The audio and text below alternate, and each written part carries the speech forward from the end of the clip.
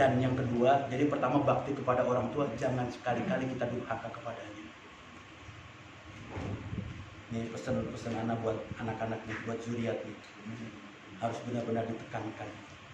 Pernah ada kisah begini.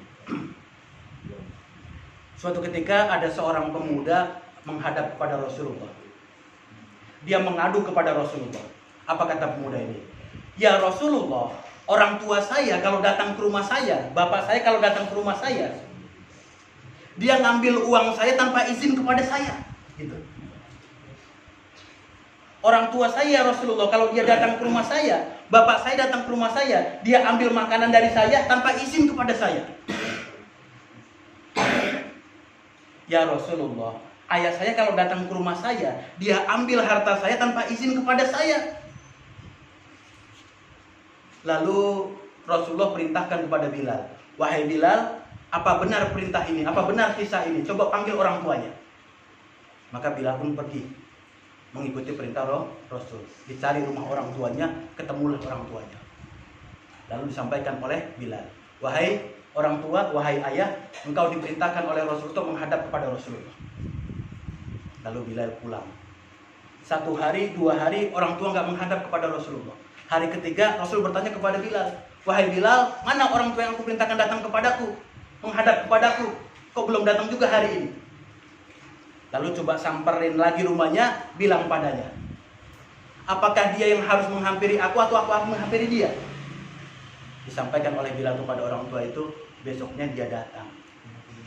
Karena istrinya ternyata sudah sakit, jadi yang datang adalah ayahnya. Dengan badan yang sudah renta, sudah tua, dia gunakan tongkatnya untuk pergi menghampiri Rasulullah. Andai nggak ada tongkat, mustahil dia bisa berangkat menghadap Rasulullah, karena sudah begitu lemah. Tapi karena ini perintah Rasulullah, tetap dia jalan dengan tongkatnya sampai dia menghadap Rasulullah. Di hadapan Rasulullah, Rasul bertanya kepada orang tua ini, wahai orang tua, wahai ayah, benarkah ketika engkau datang ke rumah anakmu ini, engkau mengambil hartanya tanpa izin kepadanya? Engkau mengambil makanan tanpa izin kepadanya? Engkau mengambil hartanya tanpa izin kepadanya. Lalu orang tua ini tertunduk, lalu berkata, benar ya Rasulullah. Benar ya Rasulullah. Lalu dia menceritakan lagi ceritanya. Dulu waktu aku sehat, kata orang tuanya nih, waktu aku sehat dan anakku yang sering-sering sakitan karena masih kecil, aku ikhlas, aku ridho hartaku diambil oleh dia. Waktu aku kaya punya harta dan dia belum punya apa-apa, dia ambil makanan pun aku pun ikhlas dan ridho buat dia. Dan ketika aku punya kemampuan, dia tidak punya kemampuan, aku pun ikhlas dan ridho hartaku diambil olehnya. Tapi sekarang ya Rasulullah, ketika aku miskin, dia kaya, aku ambil hartanya, dia hardik aku ya Rasulullah.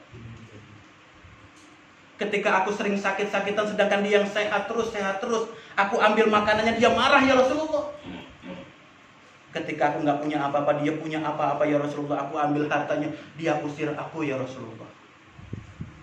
Lalu Rasul pun tertunduk, lesu, meneteskan air mata. Makin deras air matanya, lalu dipanggil anaknya itu di depan Rasulullah. Lalu ditunjuk oleh Rasulullah. Apa kata Rasulullah? Hartamu dan dirimu milik orang tuamu. Hartamu dan dirimu milik orang tuamu. Jadi hartamu dan dirimu milik orang tuamu. Layak kholal jannah, tidak akan pernah masuk ke dalam surga anak yang durhaka kepada orang tuanya. Jadi jangankan cuma sekedar harta yang kita punya, materi yang kita punya, diri kita punya orang tua kita, punya ayah kita, punya ibu kita. Jangankan cuma uang, harta, materi, diri kita punya orang tua kita.